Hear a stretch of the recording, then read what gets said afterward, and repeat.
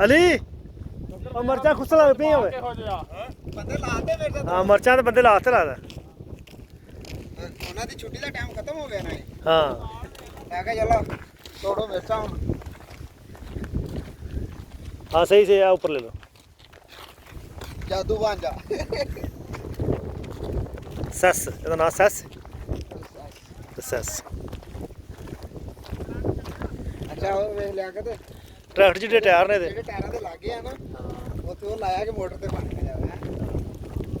ਯਾਰ ਸ਼ਵਾਬ ਇਹ ਬੜਾ ਚੱਕਰ ਕਾਟਦਾ ਹੈ ਇਹ ਸਾਰੇ ਹਾਂ ਇੱਥੇ ਨਾ ਕਰੀ ਸਮਝੀ ਕਿੰਨੇ ਹੈ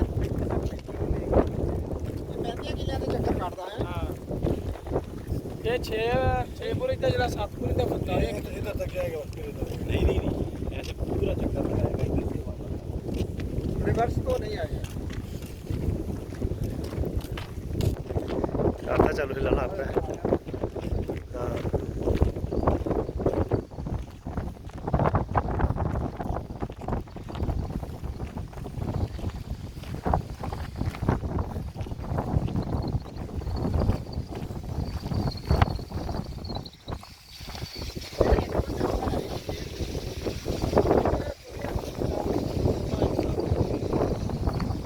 आई वाह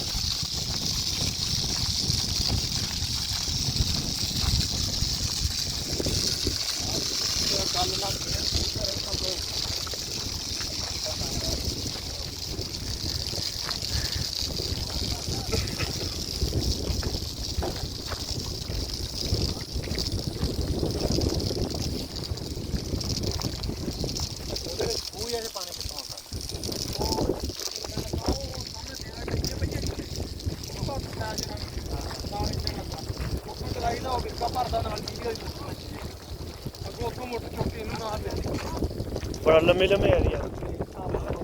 बड़ा लम्बा लम्बा एरिया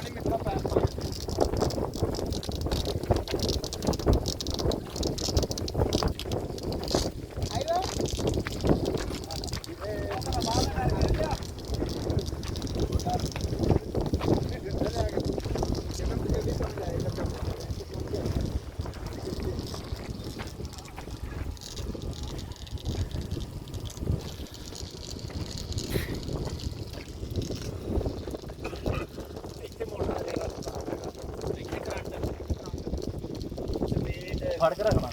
ਟਾਇਰ ਜਿਹੜੇ ਬਿੰਗੇ ਚ ਸਿੱਧੇ ਹੋਏ ਨੇ ਅੱਛਾ ਠੀਕ ਇੱਧਰ ਨੂੰ ਮੋੜਨਾ ਤੇ ਤਾਂ ਕਰਦੇ ਇੱਧਰ ਨੂੰ ਮੁੜ ਜਾਏਗਾ ਉਹ ਠੀਕ ਹੈ ਜਦੋਂ ਮੋਟਰ ਫੜ ਕੇ ਸ਼ਾਟ ਉਠਾਣਾ ਵਿੱਚ ਕਿਸ ਲੱਗਿਆ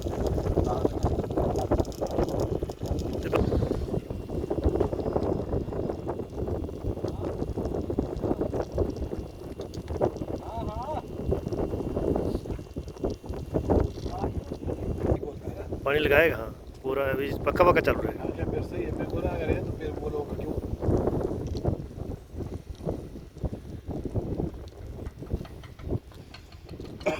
ਤੁਹਾਡੇ ਮੋਬਾਈਲ ਚ ਆ ਰਿਹਾ ਉਹ ਪ੍ਰੋਬਲਮ ਤਾਂ हम्म